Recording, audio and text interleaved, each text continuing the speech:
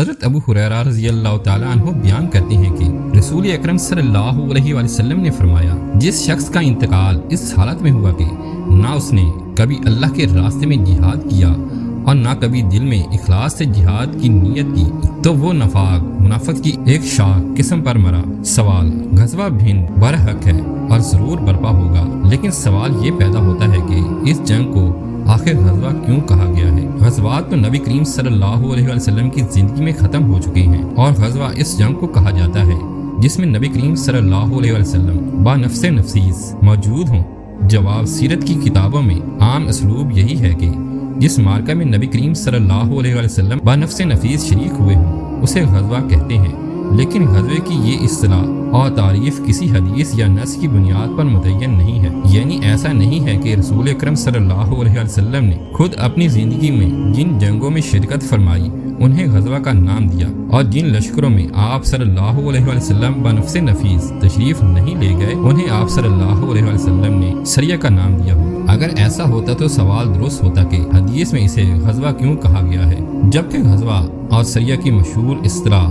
بعد کے حرف میں طے ہوئی ہے، اور اصطلاحات میں ایسا ہوتا ہے کہ کبھی وہ اپنے مشہور معنی استعمال نہیں ہوتی۔ چنانچہ غزوہ کے استعمال میں بھی یہ قاعدہ کلیہ نہیں ہے، جیسا کہ غزوہ موتا کے لیے بھی غزوہ کا لفظ استعمال ہوتا ہے، حالانکہ نبی کریم صلی اللہ علیہ وسلم خود اس مارکے میں شریک نہیں ہوئے تھے۔ لہٰذا رسول اللہ صلی اللہ علیہ وسلم کی احادیث مبارکہ میں بعد کے زمانوں میں پیش آنے والی جنگ کے لیے غزوہ ہند شریک ہوں، اور غزوہ ہند میں اللہ کے نبی حضرت عیسیٰ علیہ السلام موجود ہوں گے، اس تکلف کی ضرورت نہیں ہے، اس لیے کہ غزوہ ہند کی تصدیق میں اہل علم کی آراء مختلف ہے۔ اگر اس کا مصداق وہ آخری جنگ مان لی جائے تو حضرت عیسیٰ علیہ السلام کے زمانے میں ہوگی، تو یہ بات متعین ہے کہ حضرت عیسیٰ علیہ السلام اس وقت ہند کی بجائے شام میں ہوں گے، لہٰذا اس جنگ میں بھی براہ راست اللہ کے نبی علیہ السلام شریک نہیں ہوں گے۔ خلاصہ کلام یہ ہے کہ سیرت کی عام کتابوں میں اگرچہ غزوہ سے مراد وہ لشکر ہوتا ہے جس میں رسول اکرم صلی اللہ علیہ وسلم با نفس نفیس تشریف لے گئے، لیکن کتب احادیث اور سیرت میں ہی بعض اوقات غزوہ کا اطلاق ان لشکروں پر بھی ہوا ہے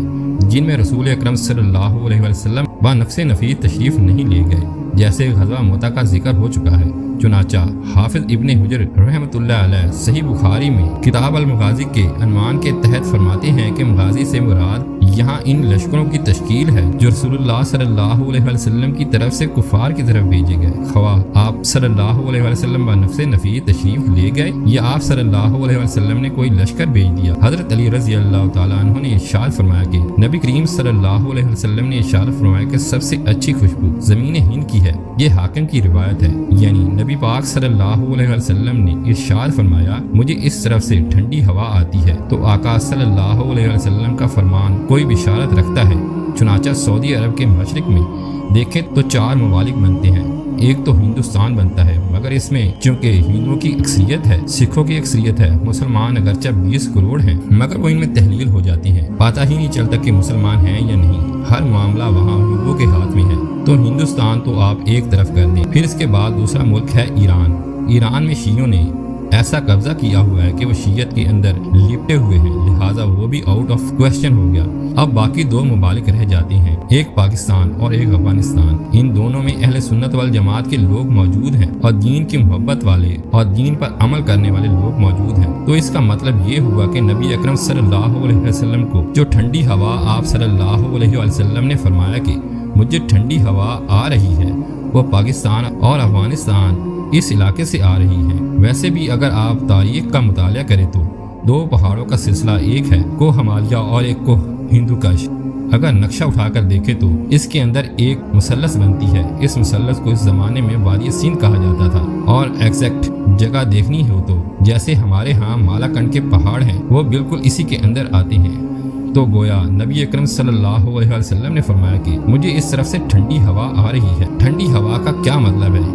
یہاں سے دین کی محنت اٹھے گی، بالآخر پوری دنیا کے اندر دین پھیلنے کا ذریعہ بن جائے گی۔ چنانچہ ابن ماجہ کی روایت ہے، نبی کریم صلی اللہ علیہ وسلم نے ارشاد فرمایا، ترجمہ کہ مشرق سے لوگ نکلیں گے جو امام مہدی کی راہ کو ہموار کریں گے۔ اب سعودی عرب کی مشرق میں تو ہمارا ملک بنتا ہے، اس کا مطلب یہ ہے کہ جس کو ہم وادی سندھ کہتے ہیں نا، وہ پرانا وہاں سے لوگ اٹھیں گے، یہ پاکستان اور افغانستان کے درمیان کا ایک علاقہ بنتا ہے، اور اللہ ایمان والوں کو یہاں سے اٹھائیں گے۔